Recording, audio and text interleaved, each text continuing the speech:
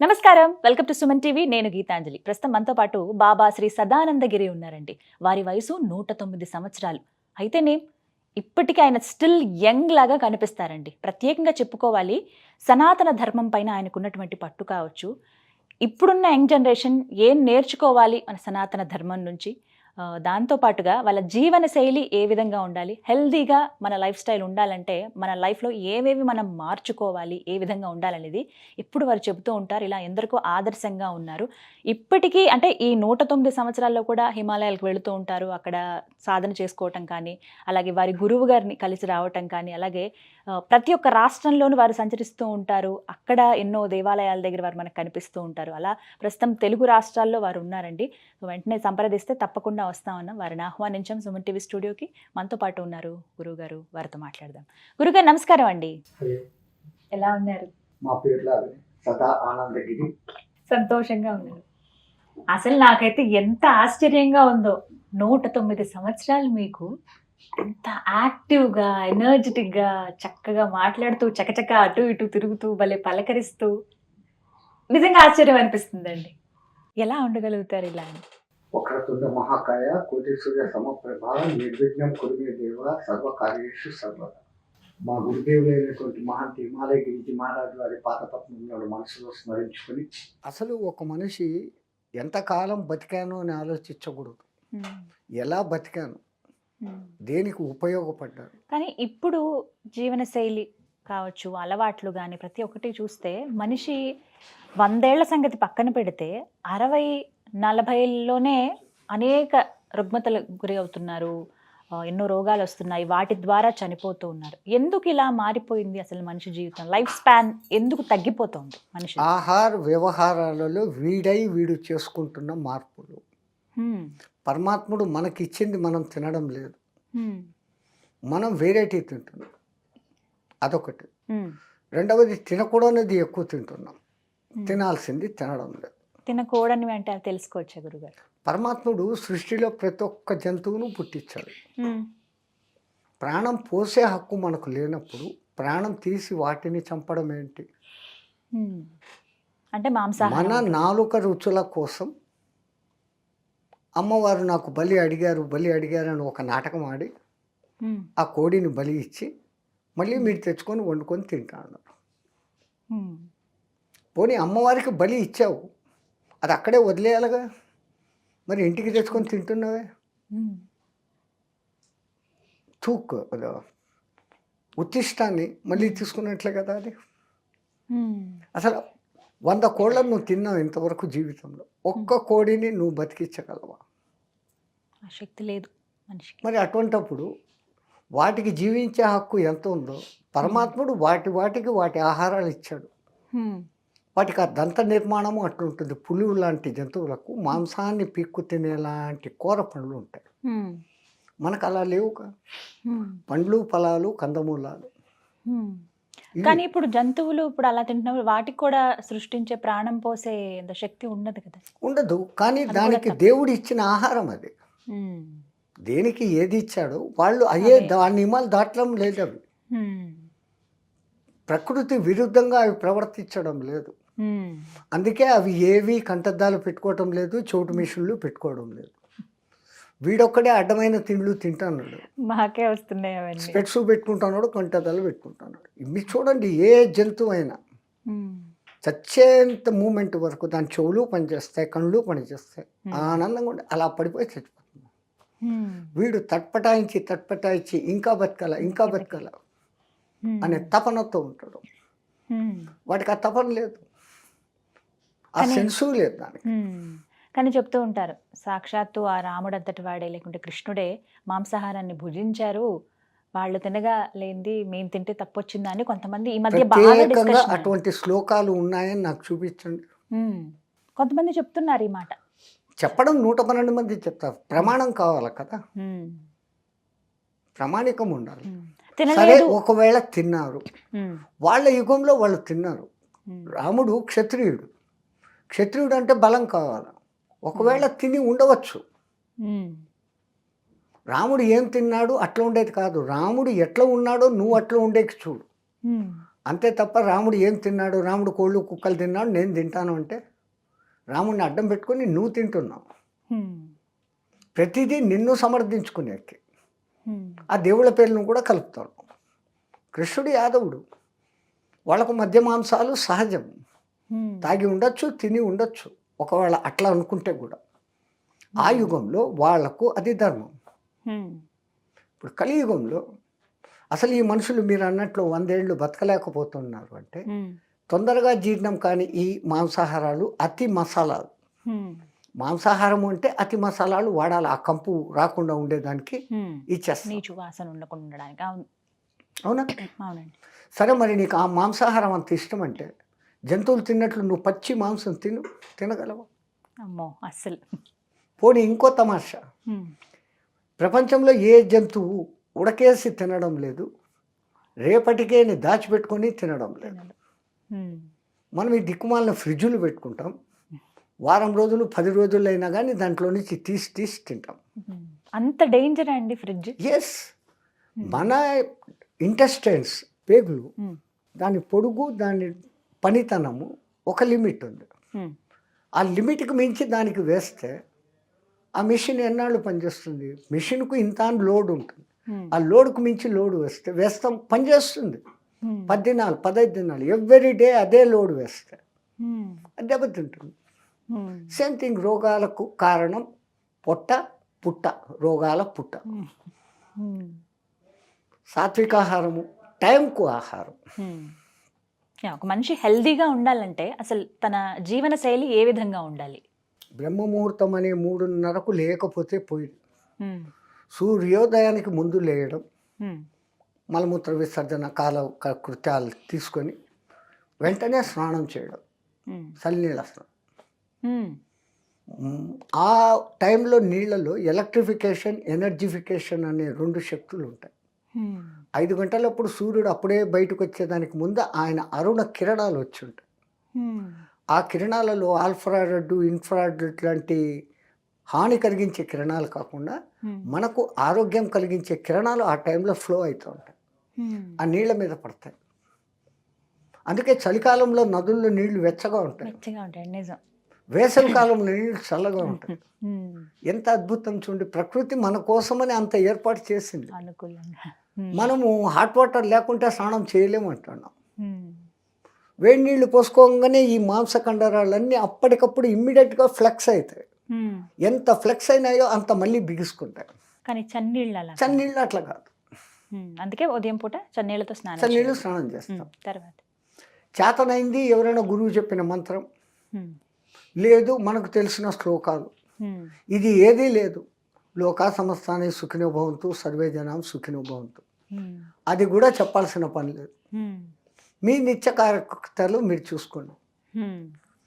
అల్పాహారం తినడం మానేసి ఓ 9:30-10 గంటల ప్రాంతంలో భోజనం. ఉదయం అండి, గురుగారు. సాయంత్రం 7 గంటలప్పటికి సూర్య అస్తమికి ముందులోనే మళ్ళీ ఒకసారి భోజనం. తో ఈ పొట్టకు గ్యాప్ బ్రహ్మాండంగా దొరుకుతుంది. భోజనం అంటే అవి ఏవి తీసుకోవాలి ప్రధానంగా? ఈ దక్షిణాది వాళ్ళు ఎక్కువ రైస్ తింటాం. మీరు రైస్ ఇంత తింటారు, సబ్జీ ఇంత పెట్టుకుంటారు, సబ్జీ కాయగూరలు ఇంత పెట్టుకుంటారు. మేము కాయగూరలు ఇంత తింటాం, రోటీ 2-3 తింటాం.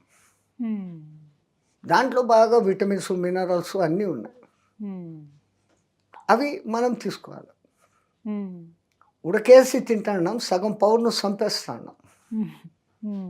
రైస్ ఇంత నీళ్ళు పోసి ఉడకపెట్టాం, మళ్ళీ ఆ నీళ్ళు కూడా వంచేస్తాం.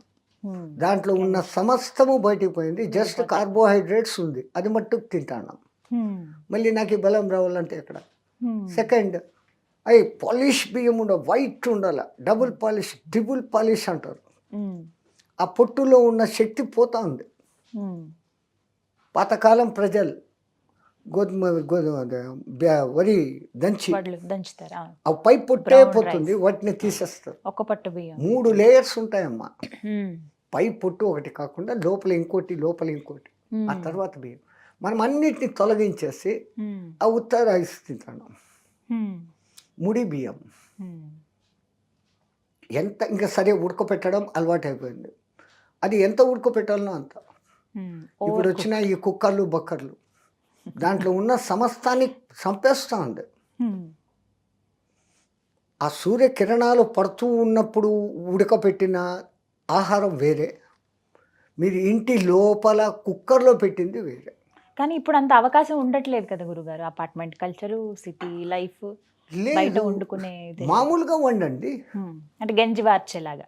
గండి వాచేది కూడా లేదు. మీరు అంటారు అది లెవెల్ పెట్టి, అది ఇంకా ఉత్తమం. గంజి పోదు, అది కాస్త బలం ఉంటుంది. ఆ విధంగా 2 పూట్ల అన్నమే తినాలా, తినొచ్చా? అది మీ అలవాట్లు. నైట్ టైంలో సాధారణంగా తక్కువ తినాలి. ఈ మిషన్ 9 వరకు పనిచేస్తుంది. 9 వరకు నిద్రపోం, 5:30, 6కి తిన్నాం.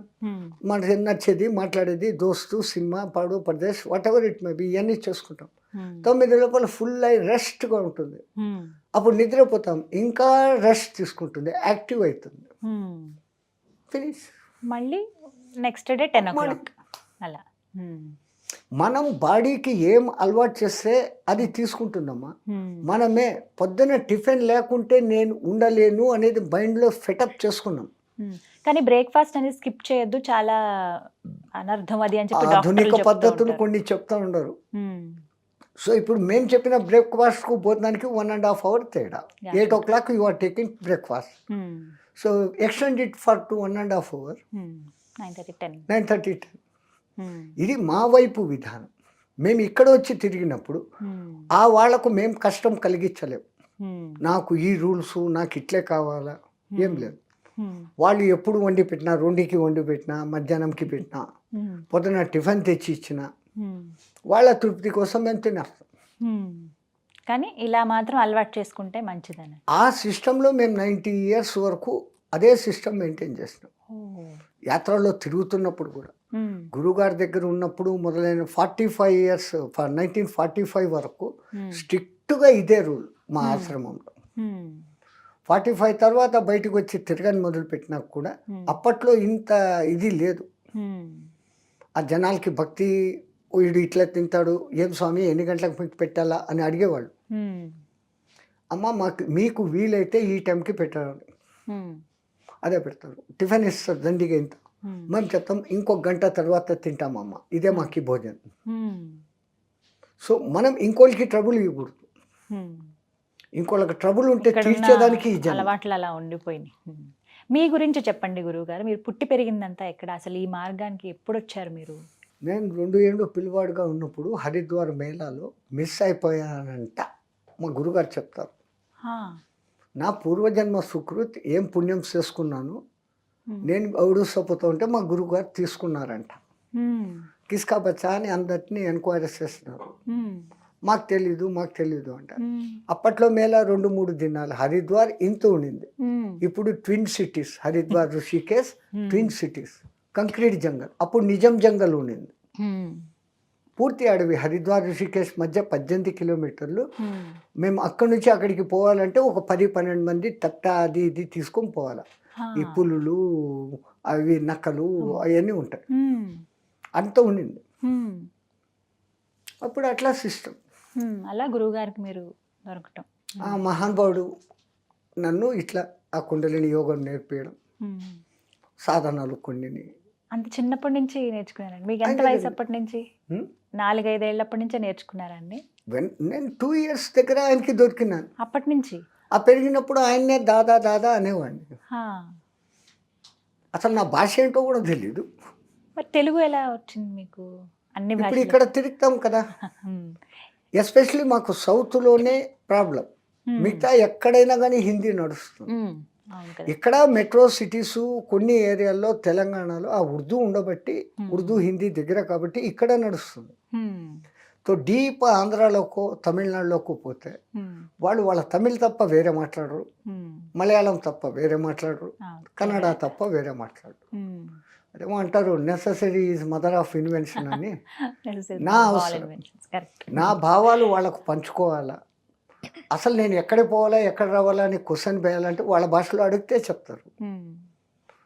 ఫోర్స్. రెండవది మా గురు కటాక్ష, నేర్చుకోవాలనే పట్టుదల. ఎన్ని భాషలు వచ్చండి మొత్తం మీకు?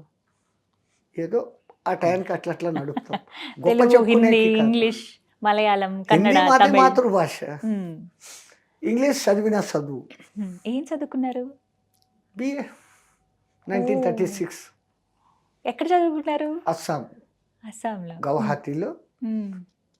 సర్ జకారియా కాలేజ్ అని అప్పట్లో ఉండేది, ఇప్పుడు లేదు. హ్మ్. ఒక రాజుగారు అక్కడ పెట్టినారు అది. హ్మ్. అక్కడ మా గురువు గారి అంతేవాసి, అంటే చెల, ఇంకొక చెల, హ్మ్. అక్కడ ఆశ్రమం ఉండేది. హ్మ్. మా గురువు గారు మాకి అక్కడ పంపినారు. హ్మ్. ఆ మహాన్భర్ దగ్గర మా గురువు రాకలు పోకలు, మేము సెలవులు ఇక్కడికి రావడం పోవడం. హ్మ్. చిన్నప్పటి నుంచి అదే ఆశ్రమం బతుకు, అదే మంత్రాలు భజనలు, హ్మ్. ఆ ఆశ్రమం తిండి. హ్మ్. అంటే బయట ప్రపంచం అసలు ఎప్పుడు చూడలేదా అక్కడి నుంచి? సన్యాసం తీసుకొని మొదటిసారి చార్ధామ్ దర్శనం చేయి అన్నంత వరకు అస్సాం టు మా రుద్రప్రయాగ్ తప్ప రెండవది ఏదీ తెలియదు. హా. చార్ధామ్ దర్శనం చేయన్నారంటే బడా చార్ధామ్, హ్మ్. బద్రి, రామేశ్వరం, ద్వారక, హ్మ్. అది. హ్మ్. ఆ లైన్ పూరి. హ్మ్. పూరి. హ్మ్. ఆ 4 క్షేత్రాలు తిరిగినప్పుడు ఓహో ఇన్ని భాషలు ఉన్నాయి, ఇన్ని ఆహారపు అలవాట్లు ఉన్నాయి, ఇంతమంది ఇన్ని మనుషులు. పూజా విధానాలు ఉన్నాయి, హ్మ్. మేరా భారత్ మహాన్. అప్పుడు అర్థమైంది. అప్పుడు మీ వయసు ఎంతండి? జస్ట్ డిగ్రీ కంప్లీటెడ్ 7 years, 27, హ్మ్. 27, 28 ఉండొచ్చు. అప్పుడు అనిపించలేదా ఇంతమంది ఇంత చక్కగా హ్యాపీగా గడుపుతున్నారు, మంచి మంచి బట్టలు వేసుకుంటున్నారు, లోక అది సంబంధమైన వాటితో చెప్తున్నానే, ఉన్నారు. ఆ 2 ఏళ్ళు నుంచి ఈ ఆశ్రమం భజనలు పూజలు ఇదే. హ్మ్. మనకు ఆ వింతగా లోకం లేదు. అనిపించారా అందరూ రెండవది చూసినప్పుడు? మా గురువు ఒకటే మాట చెప్తారు, ఎవరు కనపడినా ఫిమేల్ జెండర్ కనపడితే మాత, హ్మ్. మేల్ జెండర్ కనపడితే స్వామి. హ్మ్. ఈ రెండే అంతే. ఉచ్చారణ. హ్మ్. ఒక్కసారి మాతృభావన అన్నప్పుడు ఇంకో భావన వచ్చేకి లేదు. హ్మ్. సాధనలో కూడా ఆ కామ ప్రకోపము, ఆ భావన అనేది రాని సాధనలు కొన్ని ఉంటాయి, కొన్ని ఆసనాలు వగైరా వేయిస్తారు. హ్మ్. బలవంతంగా అంచుకోవడం కాదు, అంటే న్యాచురల్ అది. హ్మ్. బట్ విల్ పవర్ మనకుంటే నథింగ్ విల్ హ్యాపెన్స్. హ్మ్. మీకు ఏమనిపించింది? ఎందుకు ఈ మార్గం నేను తీసుకోవాలి అని ఎప్పుడు మీరు నిర్ణయించుకున్నారు? ఏ నేను వయసులో? నిర్ణయమే తీసుకోలేదు, ఆ అవకాశం కూడా లేదు. జరిగేదంతా అట్లే జరుగుతుంది. ఆ. నేను డిగ్రీ అయిపోయి మా గురువు దగ్గరికి పెట్టినప్పుడు ఆయన అన్నాడు, ఎక్కడైనా ఉద్యోగం చేసుకోపో అని. హ్మ్. నువ్వు ఇచ్చిన బతుకు నన్ను ఇప్పుడు సడన్గా బయటికి లోకంకి పో అంటే ఏం చేయాలన్నాను. హ్మ్. నేను పోను అన్నాను. క్యా కరేగా, మరి తెరా చెలా బంజావు, నేను మీ శిష్యుడు అయిపోతాను. హ్మ్. కష్టము. అప్పుడు నేను 108 kilos ఎక్సైజ్ బాడీ, హా. ఇంత నెయ్యి, ఇంత రొట్టెలు ఇట్లా ముంచుకొని తింటా ఉంటుంది, ఇంత బెల్లు ఆ. అట్లా తినే రకం. ఇట్లా ఉండవు, ఇట్లా అయిపోతావు అన్నావు. ఆ. ఎట్లన్నా పోను, దిగుతావు. దిగా ఒక 6 months తర్వాత ఎందుకు దిగానా అని బాధ కూడా పడ్డాను. ఎందుకంటే ఆయన కొత్తగా చంద్రాయణ వ్రతం చేస్తాం రా అన్నాడు. హా. అంటే ఏదో వ్రతం కదా, ఆ. వ్రతం అంటే బాగా స్వీట్లు అది ఇది చేస్తారు. హ్మ్. చలో మై బీ కరుంగా అన్నాడు. చంద్రాయణ వ్రతం అంటే ఆ. పగలంతా ఉపవాసం ఉండాలి, చంద్రుడు వచ్చాక నైట్ తిన్నాడు. చంద్రుడు వచ్చినాక 16 ముఠి రొట్టెలు, దానికి అవసరమైన దాల్, సబ్జీ, 2 సబ్జీలు, ఇంత కప్పు నెయ్యి, ఇంత కప్పు బెల్లం, హ్మ్. దహి అన్నీ ఉంటాయి. హ్మ్. వ్రతం భలే బాగుంది అనుకున్నా మొదటి దినం. ఓ 6-7 days పోయినాక రాశి కమ్ హోతా జా రా, కుప్పకు తక్కువ అవుతుంది. మా గురుగారికి అడిగినాం, ఏంటి తగ్గింది? క్యా కమ్ హోతా జా రా అంటే, చంద్రాయణ వ్రతం అంటే తెలీదా అన్నాడు. నువ్వు చెప్పలేదు చెప్పు అన్నాడు.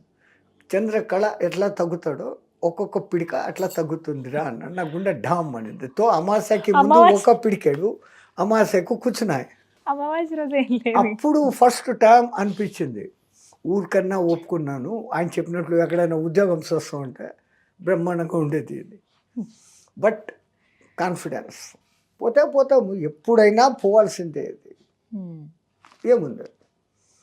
అరే దీన్ని జయించలేకపోతే ఎట్లా, జితం జిహ్వా జితం సర్వం, నాలిక జయించలేకపోతే ఇంక దేనికి నువ్వు. హ్మ్. ఈ నాలుకే 2 పనులు, తింటుంది మాట్లాడుతుంది, రెండింటి మీద కాబు ఇక్కడ పట్టగలిగితే ఉండాలి. ఇంక మనకెక్కడ ఏం ఎదురు లేదు. హ్మ్. చలో దేఖా జాయ్ అనుకున్నాం.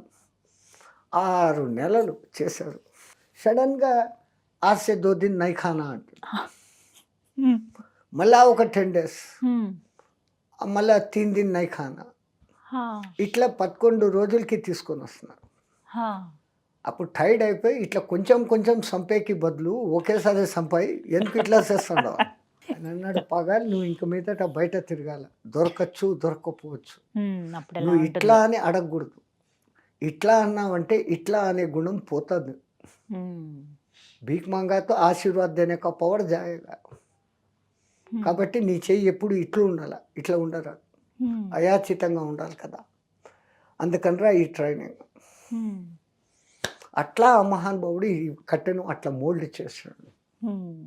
జరిగిపోయింది. ఇన్నేళ్ళు 90 ఏళ్ళు గడిచింది అలా. హ్మ్. ఇప్పుడు గురువుగారు, మీ గురువు గారండి. ఆయన గారు కాలం చేశారు. హ్మ్. 143 years ఏజ్లో ఆ. ఆయన కాలం చేశారు. హ్మ్. మా దాదా గురువు గారు 201 years ఉన్నారు. హ్మ్. అంతంత వయసున్న వాళ్ళు ఉంటారు. మీకు Actually ఆశ్చర్యం అనిపించదు. same. అసలు వాళ్ళు హ్మ్. మా దాదా గురువు మేమున్నప్పుడే ఒకసారి ఎప్పుడు మా గురు దర్శనానికి మేము పోయినప్పుడు, హ్మ్. అరే దునియా దేక్కో హమారకు వెక్స్ హో జా రా రే, హ్మ్. ఈ ప్రపంచం చాలా ఘోరం అయిపోయింది, హ్మ్. చూడలేకపోతున్నాం ఈ జమానా, నేను పోతాన్నాను అని కింద కూర్చున్నారు. కపాల మోక్షం అమ్మా. హా. With in 3 minutes.